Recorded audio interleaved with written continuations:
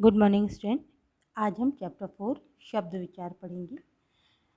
तो शब्द विचार वो होता है कि ऐसा शब्द जिसका कि कुछ अर्थ हो तो वो शब्द कहलाता है। और शब्द एक या एक से अधिक वर्णों से बना होता है और सार्थक होना चाहिए, निरर्थक नहीं होना चाहिए। इस प्रकार शब्द का समूह मात्र शब्द, वर्ण का समूह मात्र शब्द नहीं बनाता। इसके लिए दो बातें आवश्यक होती हैं। शब्द वर्णों का समूह होता है, उसका कोई ना कोई अर्थ होना चाहिए। जिस शब्द का अर्थ नहीं होता वो निरर्थक होता है, उसे शब्द नहीं माना जा सकता है। इस तरह से हम कह सकते हैं कि एक या एक से अधिक वर्णों के मेल से बने सार्थक वर्ण समूह को शब्द कहते हैं। अब है शब्दों का वर्गीकरण। यह शब्द क्या का भाग के कितने भाग हैं या कितने प्रकार से बांटा जा सकता है शब्द को। तो शब्द का वर्गीकरण 5 प्रकार से किया जा सकता है। शब्द के से 5 भागों में शब्द को बांटा जा सकता है। एक अर्थ के आधार पर शब्द, दूसरा होता है रचना या बनावट के आधार पर, तीसरा होता है उत्पत्ति या स्रोत के आधार पर, चौथा होता है प्रयोग के आधार पर, पांचवा होता है विकार के आधार पर। तो इस तरह से हमने देखा कि 5 प्रकार के वर्गीकरण होते हैं शब्द के। अगर आपसे पूछा जाए कि कितने वर्गीकरण किए गए या कितने भागों में शब्द को बांटा गया, तो 5 प्रकार से इन 5 के नाम बताना पड़ेगा। अर्थ के आधार पर शब्द को, पहला है अर्थ के आधार पर। तो अर्थ के आधार पर सार्थक और निरर्थक होते हैं। सार्थक का अर्थ होता है जब वो शब्द जिसका कुछ ना कुछ अर्थ हो, और निरर्थक का अर्थ होता है जिसका ऐसे शब्द जिसका कोई भी अर्थ न निकले, जैसे चूं, खट, वाणी, गढ़, वड़ इत्यादि। जैसे हम लोग बोलते हैं शब्द वब्द। तो शब्द का तो अर्थ है कि शब्द एक सार्थक समूह है, लेकिन वब्द का क्या होता है। जय पानी, वाणी, तो वाणी का क्या होता है। ऐसे तो वाणी होता है, तो वाणी का कोई अर्थ। इस तरह से ये निरर्थक कहलाते हैं। अब है सार्थक शब्द कितने प्रकार के होते हैं। यह सार्थक शब्द का वर्गीकरण हम कैसे कर सकते हैं। तो सार्थक शब्द में आता है एकार्थी शब्द, अनेकार्थी शब्द, पर्यायवाची शब्द और विलोम शब्द। सार्थक शब्द में कौन कौन से आते हैं। एकार्थी, अनेकार्थी, पर्यायवाची, विलोम। एकार्थी शब्द वो होता है जिसका केवल एक अर्थ होता है। अनेकार्थी का होता है जिसका प्रयोग एक से अधिक अर्थ में किया जा सकता है। जिसे कि पर्यायवाची, जिस प्रकार जैसे पर्यायवाची, अनेकार्थी और पर्यायवाची से या समानार्थी शब्द है। मतलब एकार्थी, अनेकार्थी, पर्यायवाची या समानार्थी।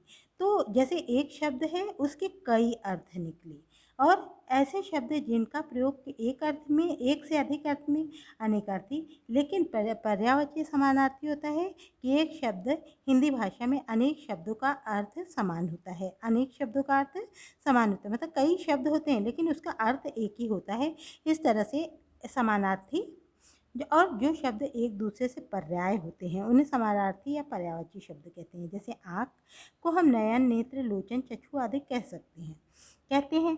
विलोम या विपरीतार्थक, फिर उसके बाद है विलोम। या विलोम का मतलब तो जानते ही हो कि उल्टा।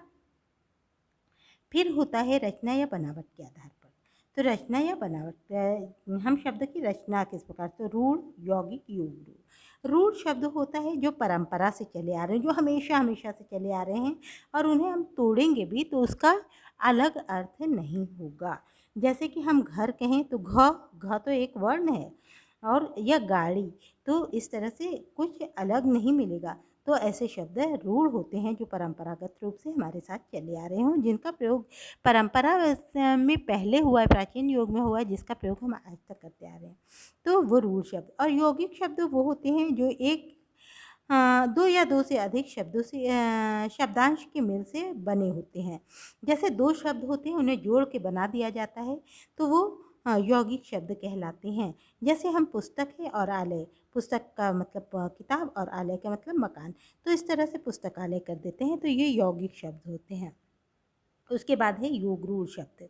योग रूढ़ शब्द होते हैं कि दो या दो से अधिक शब्द के मेल से तो बनते हैं, और किसी विशेष कोई विशेष अर्थ देते हैं तो रूढ़ कहलाते हैं। जैसे दशानंद, तो दश धन आनंद है, लेकिन 10 मुँह वाला, तो सब तो 10 मुँह वाले नहीं हो सकते हैं, तो विशेष अर्थ दे रहा है।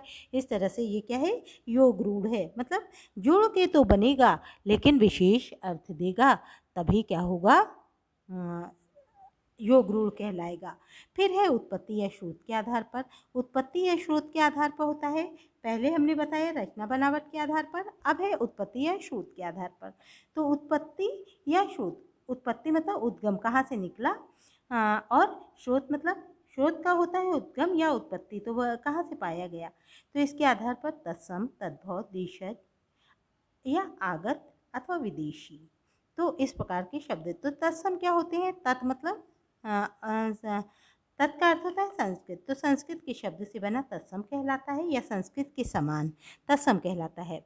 और फिर तद्भव होता है, जिसका विकृत रूप होता है, उसमें सुधार कर दिया जाता है, तो ये तद्भव कहलाता है। जो संस्कृत से ही उत्पन्न होता है, तत् अर्थात संस्कृत, भव मतलब बना या जन्म लिया, तो यह पैदा हुआ। तो संस्कृत के शब्द से बना है, लेकिन कुछ शब्द बदल कर या बिगड़ कर हिंदी में प्रयुक्त हो जाते हैं, तो तद्भव कहलाते हैं। जैसे सूरज, तो सूर्य क्या है, तत्सम है, लेकिन सूरज हम प्रयोग करते हैं। अम्मा, अम्बा होता है लेकिन अम्मा कहते हैं। हाथ, हस्त होता है, हाथ कहते हैं। दुग्ध होता है, दूध कहते हैं।